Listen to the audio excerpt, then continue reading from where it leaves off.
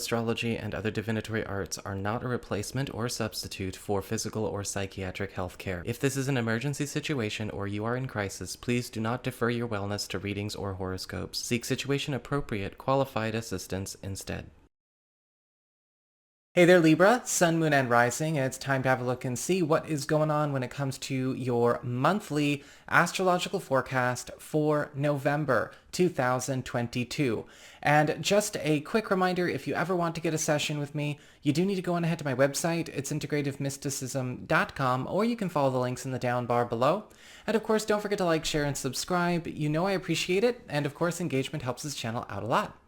And also, for those of you who enjoy tarot, special announcement, I have decided to make weekly tarot forecasts by sign available for everyone for free, and you can check those out by following the link in the down bar below or going to my main channel page and checking them out on their playlist there.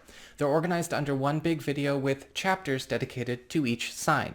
So what is going on when it comes to your November astrology? Well, we're continuing this theme of planets and celestial bodies combining powers, merging their energies for big blessings or big mixes in a good way. And we have the Sun, Venus, and Mercury all together in Scorpio through the 17th of the month. This is your second house of earned income, employment, your values, and your valuables. And as we go through the first half of this month, you Libra people are really raking it in money-wise. All air signs seem to be doing the best when it comes to money in general, but for you, it's coming very fast, and that is because Mercury is providing the fastest developments, the fastest news, the most productivity, and the most gains for you here.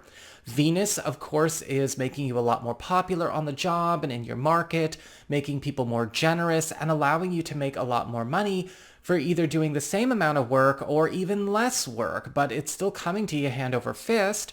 And then we've got the Sun focusing on attention, enhancement, and support and growth, elevating you in terms of your prominence, your visibility, and also allowing you to accumulate all kinds of new contributions that are coming to you through your clientele, through your coworkers and your teammates, as well as coming from higher ups and influential people in your workspace in order to help you work smarter, not just harder, and also have a much more comfortable time in your field, in your workforce going forward. After the 17th, Mercury and Venus then move on into Sagittarius for the duration of the month. This is your third house of communications, pacts, promises, commitments, anything to do with helpful third parties and your peer groups, and collaborations to a certain degree as well. With Venus here, it's time for you to get hooked up because Venus is all about playing the matchmaker when in this house. And so you may be finding that people are going out of their way for you, hooking you up when it comes to work opportunities, hooking you up with creative opportunities, hooking you up in love opportunities as well. Those of you who are single or available may be finding that Venus is helping you to meet the right people by setting you up with people that know the right people for you to meet. And we also have, for those of you who are currently coupled or committed, Venus stepping forward and helping to speed up the accomplishment or speed up the conclusion of maybe joint romantic or joint financial projects and pursuits that you have been trying to get off the ground with your partner. So helpful additions really bringing in that extra force to, well, get the labor over with, get the hard work over with, get the heavy lifting over with, so you can have your cake and eat it too. Mercury is going to also be speeding up the conclusion of a lot of projects, plans, commitments, and contracts, bringing them to a fast fruition so that we can close up a lot of old business, a lot of old conversations and negotiations in all areas of our life that maybe need to get brought current, especially if people have fallen behind or they've fallen out of circulation. Mercury is going to be a big help here. And then the Sun is joining these two as of the 22nd of November, which is also popularizing you and everything that you are working on, because the sun in the third house is spreading your good name, bringing in recognition, acclaim, anything that you are looking to market, anything that you are looking to maybe broadcast, especially when it comes to your peer community. Whenever the sun is in either the third house or the ninth house, in this case, the third house for you, you have a chance to see your name, your business, your work catch on. And this is not just for this month, it's also going on into December. We've got Mars retrograde all month long in Gemini. Actually, Mars is retrograde going all the way up to mid-January. And you may have seen I've already put out a special video all about Mars retrograde. You can check that out by following the link in the down bar below as well. And with Mars retrograde, in short, the big focus is diminished activity, dismantling, pulling apart old structures, and taking pieces off the board.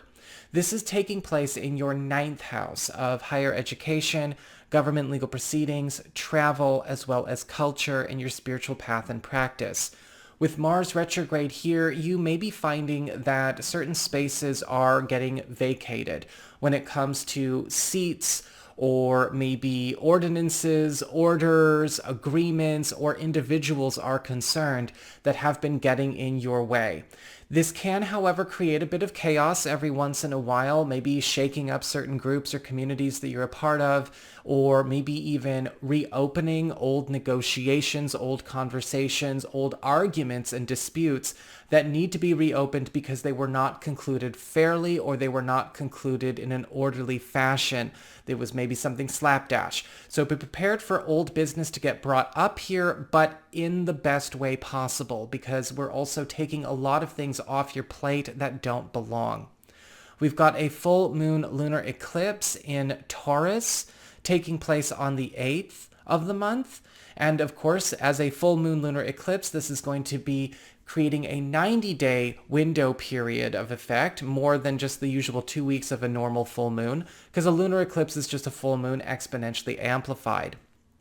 And this is taking place in your 8th house of shared resources, passive income, as well as intimacy, your self-employment earnings, and anything relating to a spouse's income or a business partner's contributions to a partnership. And this is all about culminations, transitions, and endings. And so a lot of you are going to be getting a chance to do a great deal of purging when it comes to debts, financial burdens and obligations, maybe even do some cleanup work as it relates to a financial profile that you have. Because a full moon lunar eclipse here is all about cleaning your slate, setting you up for bigger success by purging things that seem to be pits or drains or bad marks. This is also a great time for those of you who are thinking about maybe letting go of a property or maybe an investment, cashing out on it, selling a space, selling something in order to take that liquidity and reinvest in yourself elsewhere. And a lot of you may also find that this full moon lunar eclipse is bringing a promising change in a partner's work or financial situation, as they may be changing jobs to something better. We also have this full moon lunar eclipse turning on a very hot period for you Libra people, as this is in the 8th house of intimacy. And you may be finding that some new love opportunities are on the way.